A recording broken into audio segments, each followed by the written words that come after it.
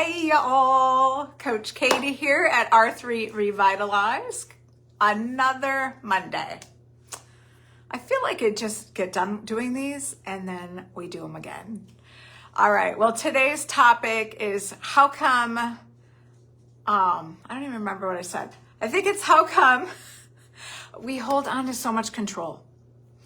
Had an engagement this morning with one of my neighbors and we started talking about control, and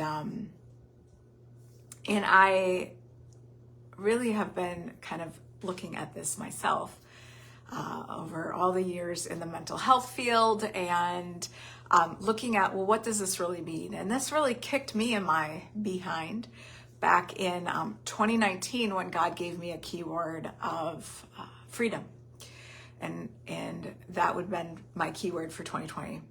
And we all know what happened in 2020.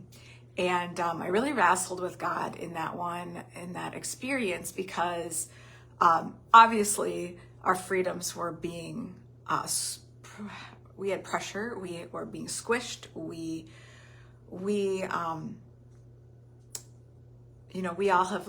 lived it. We all lived it. We don't even have to talk about it. What happened in those moments of loss of freedom. And what I resolved with God through a lot of wrestling was freedom comes from up here. Freedom comes from the way we look at things, the way we perceive things, what our attitude is about them. And I really took away from that year and that impact. What is the value of control? So we all know that the world's pretty messy out there, and we don't have to be living under a rock to know that it's dark. And I giggle about it because I don't mean to giggle about it, but what else do you do, right? You know the world is dark. So as we kind of look at this illusion of control, this control, how many times have you been trying to push something and it just doesn't happen? And you're grinding and it doesn't happen. Well, God is doing something with you. And what he's doing is he's kind of trying to remind you that, hey, I need you to let go of the reins a little bit. I need you to let go of the brakes. I need you to release the brakes. I need you to stop trying to control everything. We don't get to control everything. We don't get to control what's going on in the world. We don't get to control other people. We don't get to control how other people respond or react to how we show up. And what's really just important to remember is the only thing we get to control is how are we thinking about it? What are our attitudes about it? How are we showing up about a certain something? And what are we choosing to do with it? And then what are we doing with it? So as we kind of think back of our thoughts create our choices, and our choices create our outcomes.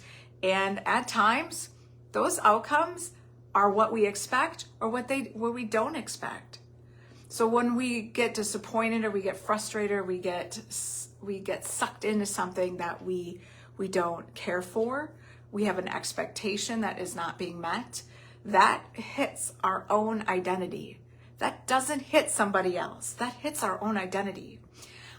So as we're just allowing ourselves to let go of that control and let God, what is God going to do with it? Hey, we're not privy to God's plan. We get up every day and we take a step forward and we let God unfold what that plan is. But the truth is, whatever that thing is that we're going through, whatever that is, God's going to do something pretty great with it. And it's going to impact other people and it's going to impact other humans. But we just don't always know what that means. And we go back to what we are promised in the Bible. We are promised that there are going to be trials, there are going to be persecutions, there is going to be things that get in the way, because the fight's not against the flesh, the fight's against the spirit. And when we can become more mindful and we can become more gracious of what God is doing in our day-to-day. And that comes to a little circle round point I want to make before I let you all go. Sometimes there's things in life that God is calling us to do something that feels awkward, uncomfortable, scary. There's fear there because there's an internal thought of rejection. And sometimes we just have to say, yes, God, and amen. And then let God do the rest of it. My spiritual gifts are very, very driven. I love to make decisions. I love to go 100 miles an hour. But there are sometimes that does hurt people's feelings. It hurts my path. It hurts the process. So it's a dance. And we all have spiritual gifts. We all have strengths. We all have weaknesses. And remember, if whatever your strength is, if you love taking care of somebody and you love nurturing them and you love trying to help people, that can become a weakness because you get so caught up in somebody else and their expectations that you kind of forget about yourself.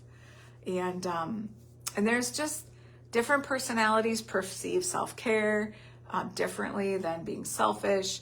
And anyway, being mindful of who you are and your spiritual gifts will help everything and it will help everyone.